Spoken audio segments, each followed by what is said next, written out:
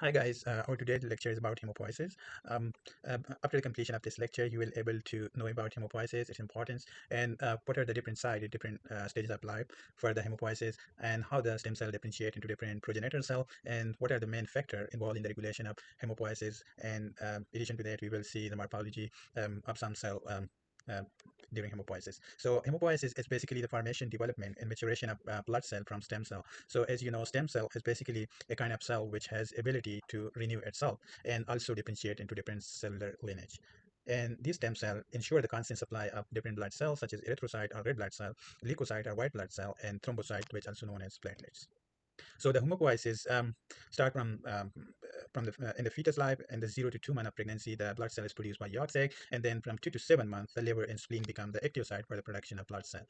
From 5 to 9 months, the bone marrow involved in the production of blood cell. In throughout the infancy, bone marrow remain the main site for the production of blood cell. While in adult, there are certain bones such as vertebra, ribs, sternum, skull bone, as well as the end of long bones such as femur, are responsible for the production of blood cell. But in case of acute blood loss, the yellow bone marrow uh, also become activated and produce red blood cell as well as liver and spleen also. The stem cell is called pluripotential stem cell, which differentiate into multipotent progenitor cell, such as committed myeloid progenitor cell and committed lymphoid progenitor cell. Then the progenitor cell are further differentiate into different cell types, such as birth forming unit erythrocyte, colony forming unit eosinophil, colony forming unit granulocyte, monocyte, and colony forming unit megakaryocyte. In this figure, you can see the pluripotent stem cell, which divide into progenitor cell, and then progenitor cells such as common lymphoid progenitor cell, which produce lymphocyte, such as B lymphocyte, T lymphocyte, and natural killer cell. The B cell maturation take place in the bone marrow, while the maturation of T cell take place in the thymus. And then the common myeloid progenitor cell differentiate into burst forming unit, erythrocyte series, which produce red blood cell, and cuneiform unit megakaryocyte, which produce platelets, and then coliform unit granulocyte, monocyte eosinophil, which produce eosinophil as well as monocyte and neutrophil, and coliform unit basophil, which produce basophil. So there are two lineage mainly. One is myeloid lineage, which produce red blood cell, and granulocyte, which includes neutrophil, eosinophil, and basophil, as well as monocyte and megakaryocyte. In lymphoid series, we get B lymphocyte, T lymphocyte, and natural killer cell. The erythropoiesis, the erythropoiesis has different stages. The first appearing cell of this series is called pronormoblast, which mature into basophilic normoblast, polychromatic normoblast, arthrochromatic normoblast, reticulocyte, and then mature erythrocyte. So during the maturation, the cell size get decreased while the level of hemoglobin increase in the cytoplasm. And these cells having nucleus at the early stages, while before reticulocyte stage, these cells lose the nucleus and become red blood cell. So the erythropoiesis, the first cell of this series is pronormoblast, which is about 12 to 20 micrometer in diameter, and it has a large nucleus surrounded by a smaller portion of cytoplasm. The cytoplasm is deep blue in color, and the nucleus is round, and uniformly distributed chromatin are present within the nucleus. It is reddish purple in color and contains several nuclei. It's divided in mature into basophilic or early normoblast, which is 10 to 16 micrometer in diameter. It has a large nucleus with thick chromatin strand and no nuclei. So as the name indicates, it has affinity for the basic stain because of the chromatin in the cytoplasm. Sorry, because of the acidic environment of the cytoplasm. So its cytoplasm appear more blue in color after staining with Romanowski stain, such as Jemda stain, Wright stain, or field stain. And after basophilic normoblast, it differentiates in polychromatic normoblast. As the name indicates, it has different colors. So the blue color and red color, because it is red, hemoglobin formation take place. So due to the red color of hemoglobin and the blue color, it's produce reddish tank appearance. That's why it's called polychromatic normoblast. And its size is about 8 to 14 micrometer in diameter. And then it differentiates into arthrochromatic normoblast, which is 8 to 10 micrometer in diameter. And it's if the hemoglobinization increase, the cytoplasm become reddish. So that's why arthronin red. So the cytoplasm become more reddish. That's why it's called arthrochromatic normoblast. And the nucleus disappear at this stage. You will see a pyknotic nucleus, and it's divided in mature into reticulocyte. Reticulocyte is platelet step cell with no nucleus, and there are some RNA remnant present, which we can stain with supravital stain or brilliant chrysal blue. And it's appear blue in color after staining with supravital stain, and it's take around 1 to 4 days to become mature into red blood cell. The red blood cell is about 7.2 micrometer in diameter. The cytoplasm is pink due to the presence of hemoglobin, and there is no nucleus, no mitochondria, and no ribosome. So after 120 days, the cell unable to produce protein, which work is an enzyme. So after 120 days, it's going to be removed by the endothelial system of the body because these cells become ineffective to perform their normal function. So the erythropoiesis, you can see the first cell, which is called pronormoblast. It's the round nucleus, and you can see in the center there are some nucleoli within the nucleus, and the cytoplasm is blue in color. And the size is 18 to 20 micrometer in diameter. As it's differentiated into basophilic normoblast, the cytoplasm become more deep blue in color because of the acidic environment. And it's called basophilic because it has affinity to stain with um, basic dye because the cytoplasm is more acidic. And then due to the hemoglobinization, the cytoplasm become tank color, reddish tank color in appearance, as you can see here. So at this stage, the hemoglobin formation start. And then it's become more reddish in color, the cytoplasm, because of the hemoglobinization, and as well as the nucleus become pyknotic and removed at this stage. So at the reticulocyte, you can see the bluish material inside the cell, which is RNA remnant.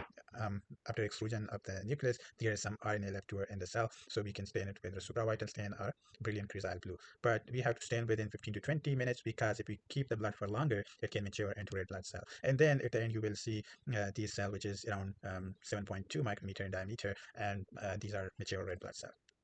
So in granulopoiesis, we have the first cell, myeloblast, and it's differentiated into promyelocyte, myelocyte, metamyelocyte, bear cell, mature granulocyte. So the first cell of the series is myeloblast.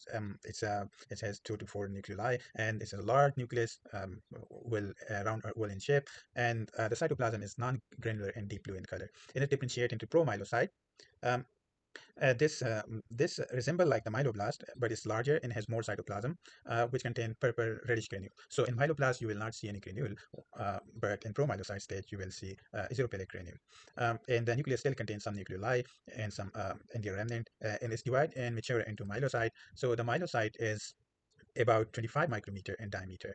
Um, um, First, the cytoplasm granule develop into specific type, like if it's going to differentiate into neutrophil, so it will form isopelic granule. If it differentiate into eosinophil, it will form reddish granule. And if it's differentiate into basophil, it will form dark blue granule. So it's depend on the cell type to which it differentiated. So at this stage, it forms specific granule, right? And the cytoplasm is light blue in the early stage, and acquire pinkish color with maturation, and it's divided in mature into metamyelocyte. So as the name indicate, meta mean different, thing, like as Facebook has meta, which include Instagram and some other apps. So in this case, metamyelocyte, it's also produce different type of cell, so that's why it's called metamyelocyte.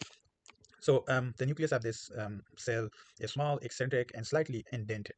The cytoplasm is pinkish and contains specific granule. The cell is slightly smaller in size than myelocyte, and the specific granule are more abundant. Like, for example, if it's go into neutrophil, so you will see blue color granule as a granule. So it's metamyelocyte differentiate into band form or U shape, which appear like a horseshoe shape, U shape, and mature granulocyte, it's produced mature granulocytes such as neutrophil, which is 12 to 14 micrometer in diameter, and usually have 2 to 5 lobes connected to each other by chromatin thread. And the cytoplasm is pink and contain numerous fine purple granule. The eosinophil is about 16 micrometer in diameter. The nucleus, as usually you will see 2 lobes in the nucleus.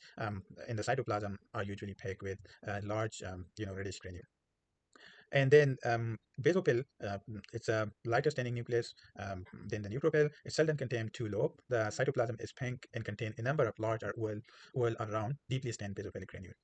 And it's usually obscured the nucleus, so you will see dark blue granule usually obscure the nucleus. So here I have shown different the picture of each cell type. So you can see myeloblast, there is no granule in the cytoplasm. Then promyelocyte, you will see blue color granule, but still it contains some nuclei, as we have seen in myeloblast. And then it's differentiate into myelocyte, then metamyelocyte, and then step form, which appear U-shape, and then step form is further produce neutrophil, eosinophil, or basophil, whatever cell we need in the body on the basis of certain growth factor and cytokine, which give signal to the precursor cell. So based on the cell signaling, we produce a particular type of cell. Then in this slide, you can see the neutrophil, which appear here on the left. There are four granules which join with each other through chromatin thread, and then eosinophil, there are two lobe, and the cytoplasm contain reddish granule. And on the right, you will see basophil, which has dark blue granule, which obscure the nucleus.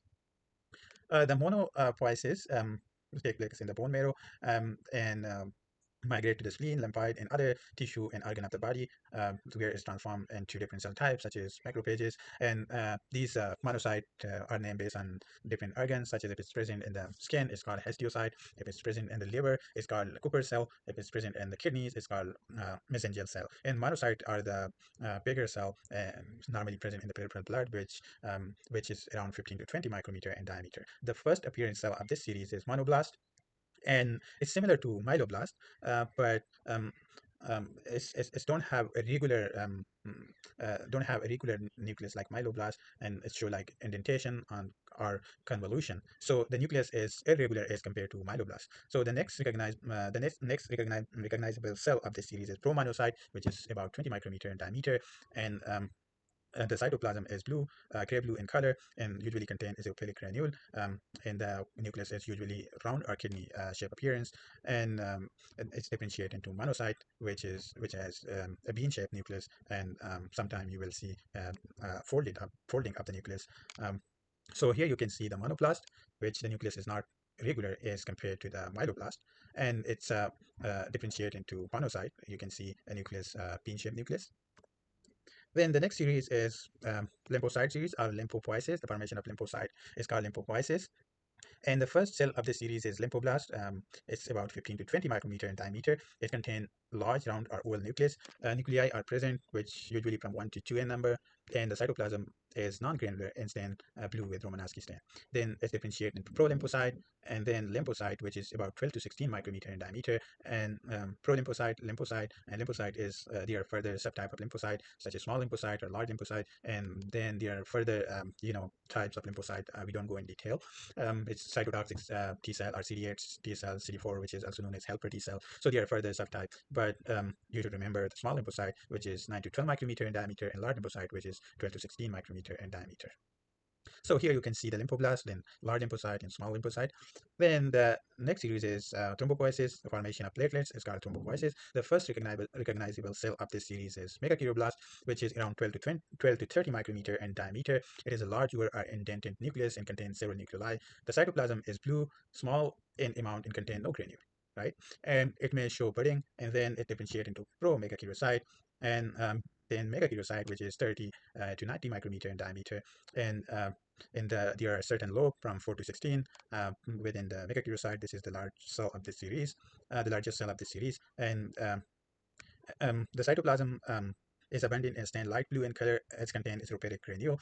In its the margin of the cell is irregular and may show pseudopod formation, and it's produce platelets, which is about 1 to 3, or in some book you will see 1 to 2 micrometer in diameter, and these are required for the coagulation purpose in our blood. So here you can see the megakaryoblast, megakaryocyte, and then you see the blue dots here. These are called platelets, which is very important for the coagulation. So there are certain factors. We don't go in detail, but at least you should remember the erythropoietin is important for the production of red blood cell, and erythropoietin about 90% is produced by kidney, while 10% is produced by liver. So it's really important to remember at least these few growth factor. And then colony stimulating granulocyte colony stimulating factor for neutrophils, monocyte colony stimulating factor for monocyte, and thrombopoietin, which is important for the production of platelets. So thrombopoietin is produced by liver, while erythropoietin is produced by kidneys. In addition to that, bone marrow microenvironment, stromal cell, macrophage, and fibroblasts also play a crucial role in the production of blood cell or hemopoiesis. Hemopoiesis, increase in the hemopoiesis, it lead to polycythemia or leukemia reaction. I don't go in detail, but I just give you an overview that if there's increased production of blood cell, so there are certain, it can lead to certain abnormal conditions such as polycythemia and leukemia reaction. We will go in detail in next series of lecture. And then decrease in the blood cell formation, such as in different conditions such as aplastic anemia, in which bone marrow is unable to produce blood cell, and bone marrow biopsy, and sometimes it's necessary to take bone marrow biopsy and aspiration to rule out the